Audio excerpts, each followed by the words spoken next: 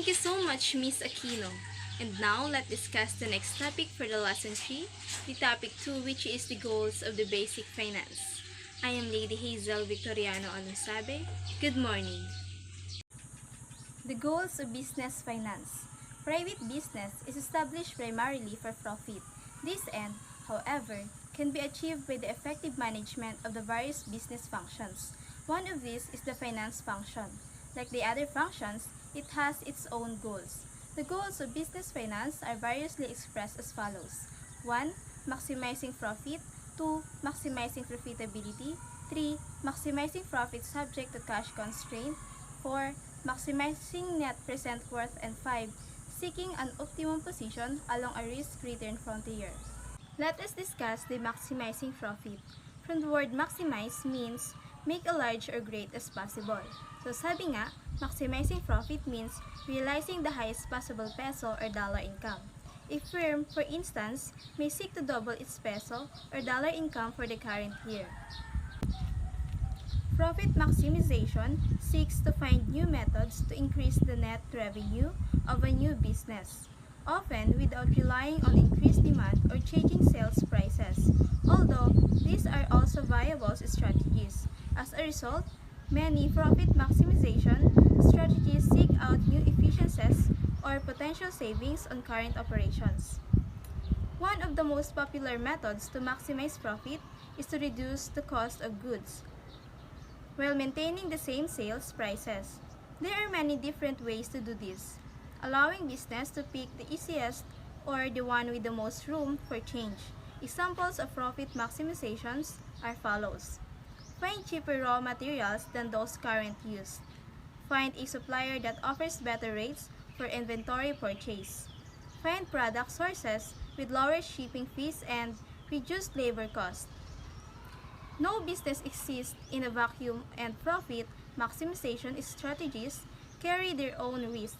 For example, if a business tries to cut overhead costs by moving to a new area, they may find demand at that location is lower and end up losing business. A company that switches to cheaper raw materials may find they lose more money due to defective products and bad batches.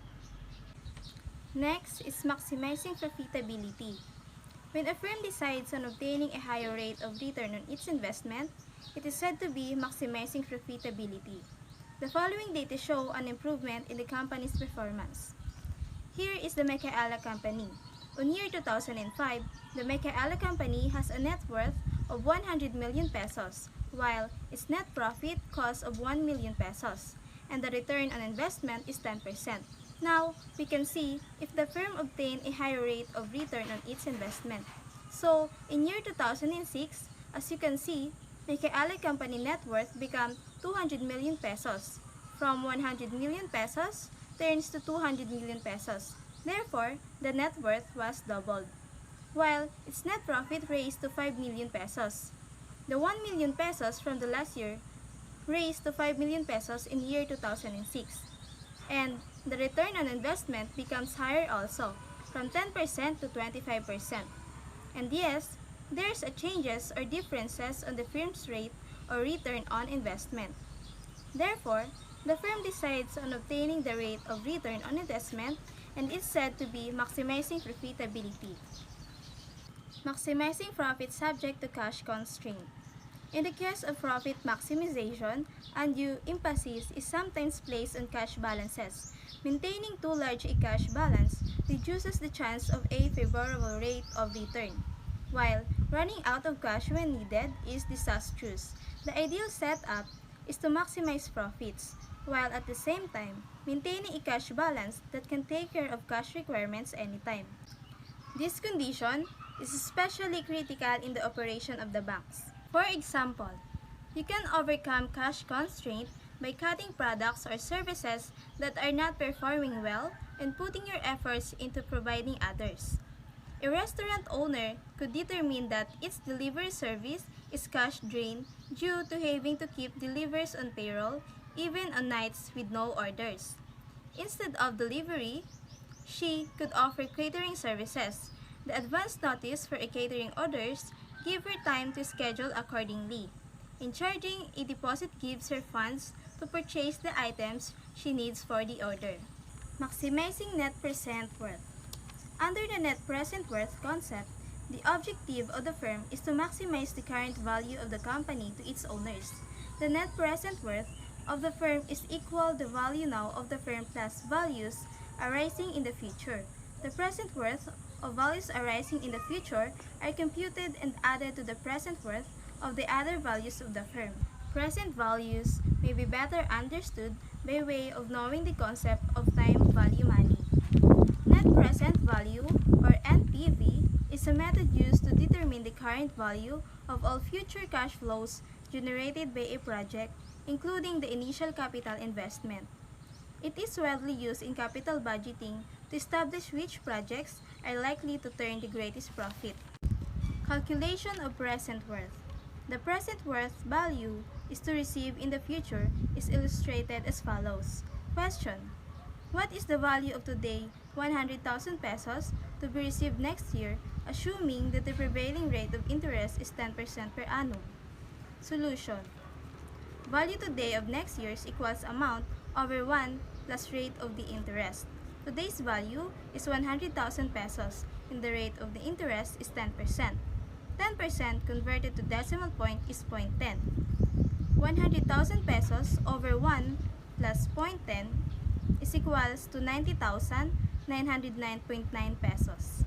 Seeking an optimum position. Along a risk-return frontier, a firm can set a goal of achieving the best possible combination of risk and return.